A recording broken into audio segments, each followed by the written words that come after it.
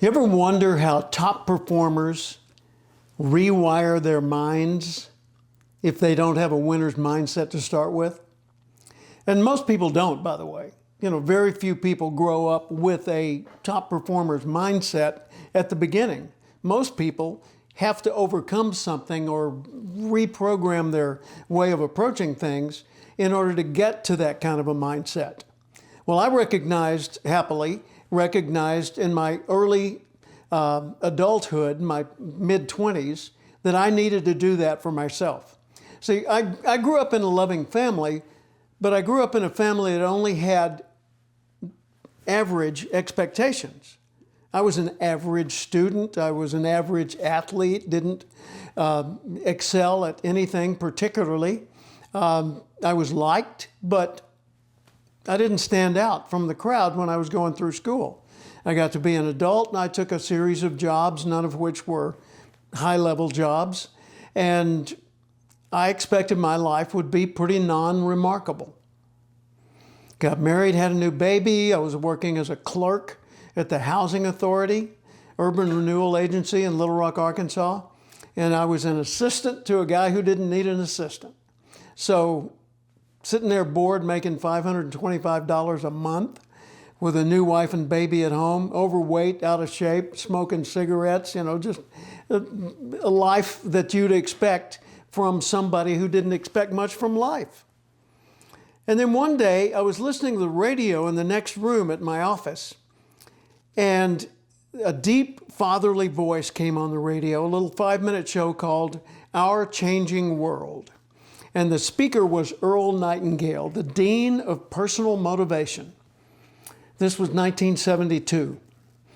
And he said that day in 1972, if you will spend 1 hour extra every day studying your chosen field, you will become a national expert in that field in 5 years or less. A national expert, 5 years or less. And I did the math. An hour a day, 5 days a week, 50 weeks a year, 5 years, that's 1,250 hours on one subject. Yes, that would help you get a long way very rapidly. But I had a problem. I didn't know what I wanted to be an expert at, if ever, and I didn't think I was all that capable of it anyway. And then I met a guy named Harold Gash. Harold Gash was a salesman selling Earl Nightingale's audio cassette recordings in little cassette packs like this. That's an audio cassette. And that was the technology at the time. People didn't have iPhones and streaming information, so they had to have it in recordings. And this was portable. So Harold Gash was at a meeting that I attended of the Junior Chamber of Commerce, the JCs.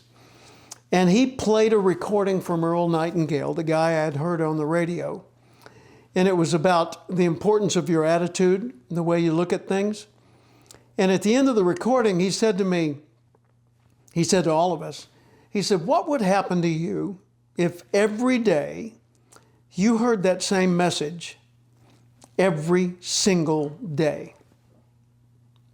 If you did that for a month, what would happen to you? And I spoke up and I said, I would think more optimistically. I would feel more confident. I would probably be more considerate of other people. There's a lot of things that would happen if I heard that every day. He said, Jim, he said, I've observed you a little bit at this meeting and I've met you once before at another event. He said, you have a great deal of potential. And he said, I think you should buy the Earl Nightingale Motivational Library. And I said, well, Harold, that's a nice thought, but I can't afford it. He said, well, you don't even know how much it is. I said, I know it's more than I've got because I don't have any extra money. He said, well, Jim, it's $560. I said, oh my God. I make $525 a month, Harold. He said, you should buy this. You need it. And I said, well, how on earth could I justify it? He said, I'll tell you what. He said, I sincerely believe in you. He said, I want you to take this home. And he gave me 36 of these, 36 of those cassettes in little cassette packs in a big kind of a cardboard bookcase library. And he said, I want you to listen to one of these every day for the next 30 days. And at the end of the 30 days, you bring it back to me or figure out how to pay for it. So I started listening, and I figured, well, what a deal. You know, I'm going to get my little cassette player and put some batteries in it and plug this little puppy in and listen to that. And I'm going to listen to them all 2 or 3 times, and I'm going to take notes. And at the end of the month, been there, done that, I'm good to go. I'll give it back to Harold. Well, I started doing that. And I don't know if there's such a thing as inspirational overload, but I was certainly experiencing it because my whole worldview was shaken up by listening to these inspiring messages every day. And it was so logical. It made such great sense. He had such good illustrations of real world situations with people I could relate to. And, you know, he was clearly telling the truth and he'd done his homework. And he's talking about how you manage money and how you earn money and how you get customers and how you relate to other people and how you solve problems and how you deal with fear and how you manage emotions and how you think about big goals and, you know, all these wonderful things. And I thought, well, wow, you know, this is powerful stuff. So I said to Harold, I said, this was about halfway through the month.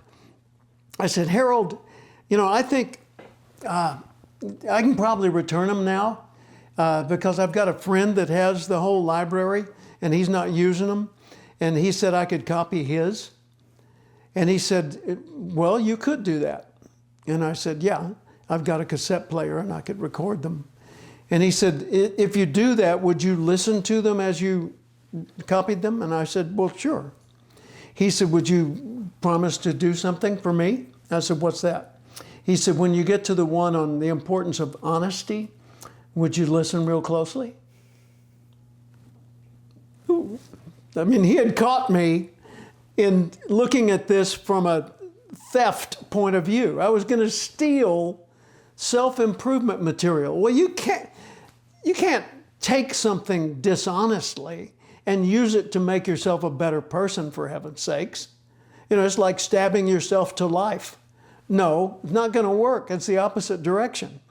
So I said, never mind, I won't be copying the tapes. And so I listened to them for a month. And on the last day of the month, I'm sitting in the living room on the floor. I remember it vividly. And I've got this cardboard bookcase set up in front of me. And I'm carefully placing each of these cassette packs back into the bookcase. And I'm sliding it back into its box. And my wife, Paula, said,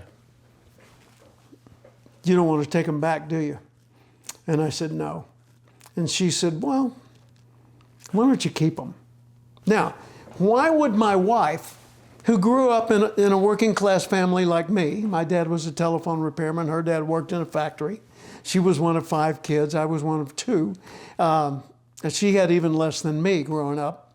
Why would she encourage me to spend $560 on a bunch of sound recordings like that? Because she recognized the changes going on in my mind and my behavior. It's not my mind that she was concerned about. It was the way I lived day to day. I was becoming more patient and tolerant. I was becoming more inspiring. I was becoming more helpful, more thoughtful. I was becoming more creative. I was becoming less worried. I had stopped smoking. And so I was becoming more healthy. Lots of good things were going on in our life in small ways, and she saw the pattern and didn't want to interrupt that pattern. So I figured out a payment plan, and I bought those from Harold. Now, here's what I did subsequent to that. I joined, as I mentioned, the JCs, Junior Chamber of Commerce, which is a young person's leadership organization. Back then it was all male, so it was a young men's leadership organization. And there were 280 of them in the state of Arkansas at the time. The baby boom was their market, and I was in the baby boom, and I was the right age for it. So we had members all over the state.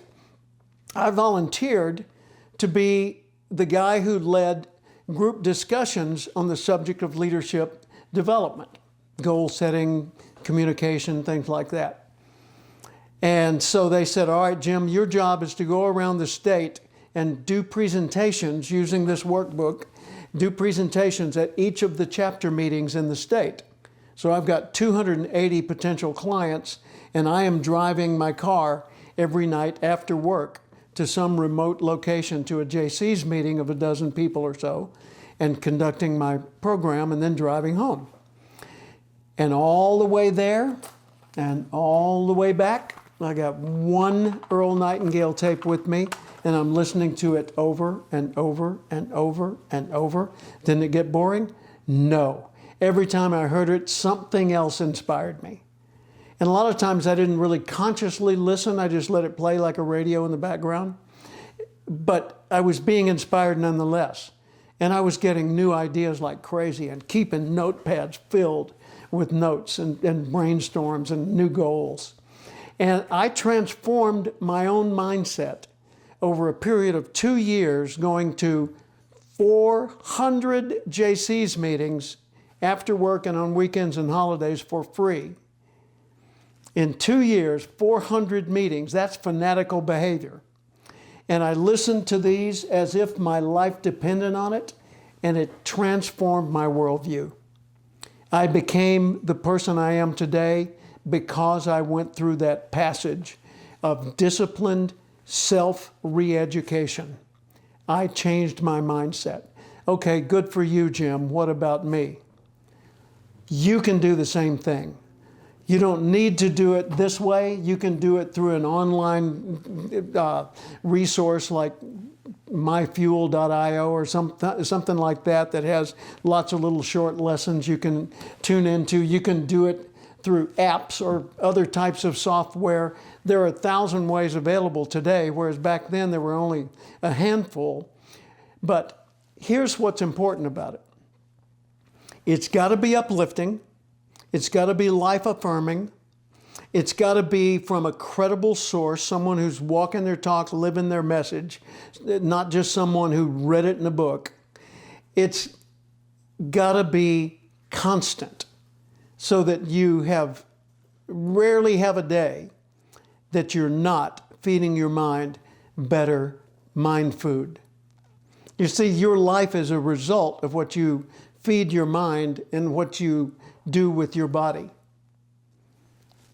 So feed it well. Put it on a high protein, high nutrient diet of good thinking, and get around people who are like you in that regard, and share ideas and encourage each other, and your growth will absolutely amaze you.